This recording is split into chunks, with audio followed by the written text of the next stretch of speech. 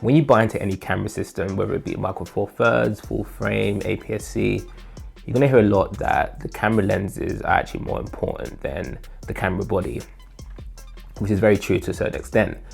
When I bought into the Micro Four Thirds system, I didn't really have any knowledge of lenses at the time. I didn't know what lenses I wanted to get. I just really liked the Panasonic G9, the camera body itself.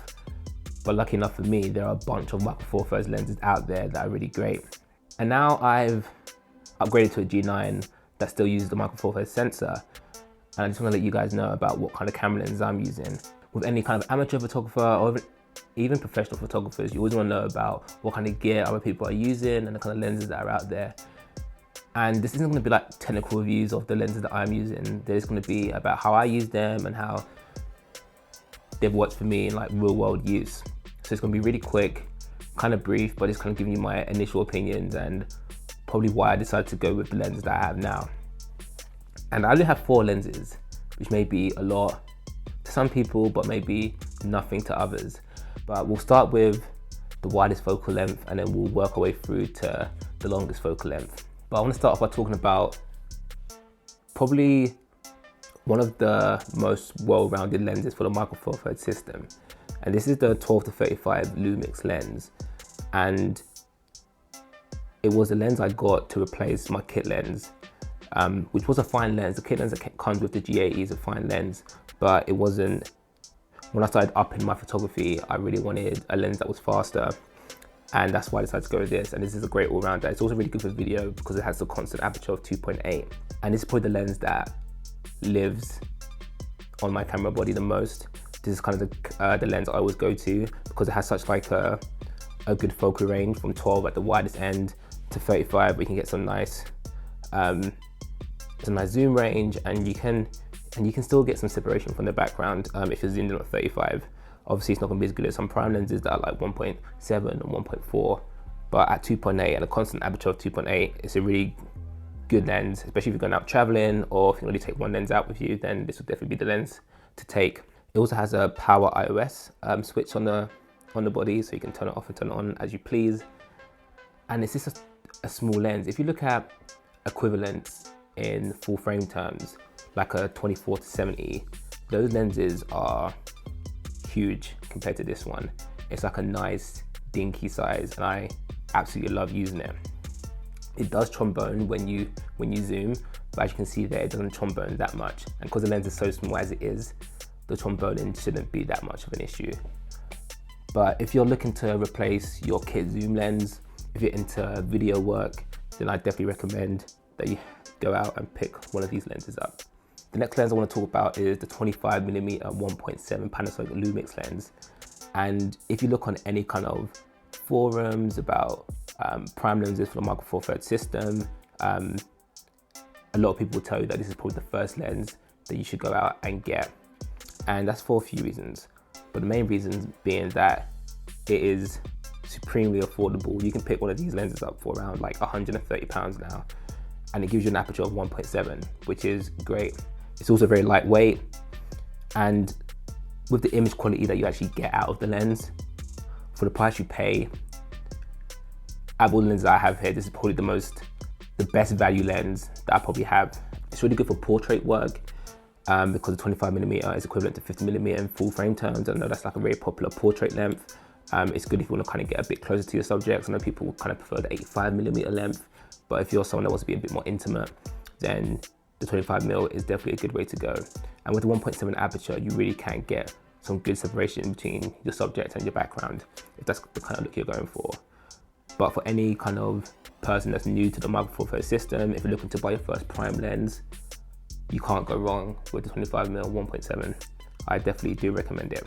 Next lens I want to talk about is the 42.5 1.7 Lumix lens, and this is probably the lens I've used the most recently in terms of actually like picking out a lens and deciding which lens to use, because I always use this lens, but that's not like a conscious decision. That's this kind of lens I pick up, but consciously deciding to use a lens, like I use this more than I use this lens, just because I've been doing a lot of portrait work recently, and I kind of prefer the 85mm focal length as opposed to the 50mm focal length. And this is just a great lens, and because it's a longer focal length, you can get even more separation between the subject and the background because of the compression. but at 1.7 it is better in low light. I wouldn't say it's great because my 4/3 system isn't that great in low light as it is. And a lot of people will tell you, oh yeah, 1.7 is like great for low light. I'm not gonna say it's great for low light. Obviously it's better than like a 2.8 is, but I wouldn't say it's the best in low light. But if you are looking to shoot in low light, then obviously you want as wide aperture as possible. And also the great thing about this lens is that it is tiny. I think it's probably one of the smallest lenses I've ever seen, and it actually looks like a toy. But when you look at the image quality that you get out of it, it is just, honestly, it really does pack a punch, and I've been having a lot of fun using it recently. I love this focal length so much, I've actually been thinking about getting the 42.5 Nocticron lens, but that lens is like ridiculously expensive. And I think for what I need right now, I think this does me fine. And the last lens I want to talk about is this absolute monster. This is the Panasonic Leica 50-200 2.8-4 lens. And I have quite a story with this lens because if you guys know about this lens is ridiculously expensive. It's going for around 1,400, 1,500 pounds. And I used it first when I hired it, and that's a good strategy actually. If you want to buy a lens but you're not sure if it's the right lens for you, or you're not sure you can afford it, or whatever the case may be, go out and just rent it for a while, see how you like it. And that's what I did with this lens. I rented it for a wedding that I shot, my friend's wedding, and I just fell in love with it.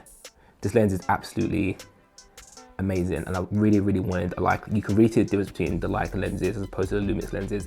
The Lumix lenses are great, but the Leica lens just takes it up another level. And this lens really does feel premium. I mean, like, it's made out of metal as opposed to these lenses that are kind of made out of plastic.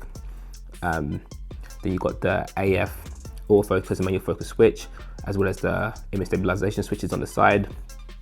And the focal range from 50-200 is equivalent to 100-400 in full frames terms. When you think about that kind of range, it really is ridiculous.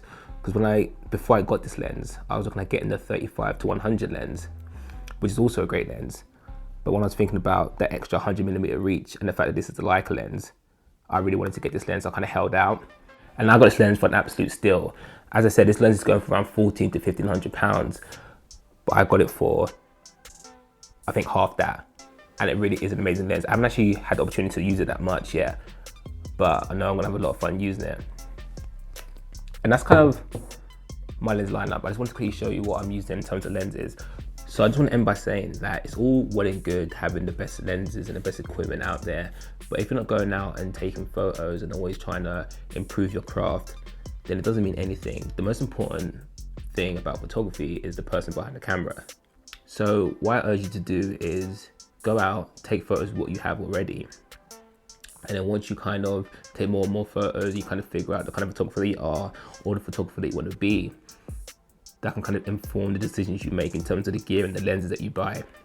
Don't go down the rabbit hole of looking at all the most expensive and latest equipment online, because very quickly you can see yourself wanting things and buying things that you don't actually need. I'm in a good position now. I can say that I will make full use of all 4 of these lenses, and I actually don't need much more than this. Even though there are probably lenses out there that I'd probably love to have, I know full well that these lenses will probably serve me well for what I need them for. And that's kind of it for this video. I hope it was of some use to you. If you wanted a more technical review, then my apologies, but there are plenty of those on YouTube if you want them. I'm not the most technical guy. I'm much more about how the lenses are going to perform in the real world. But as always, if you want to like, if you want to subscribe, and peace.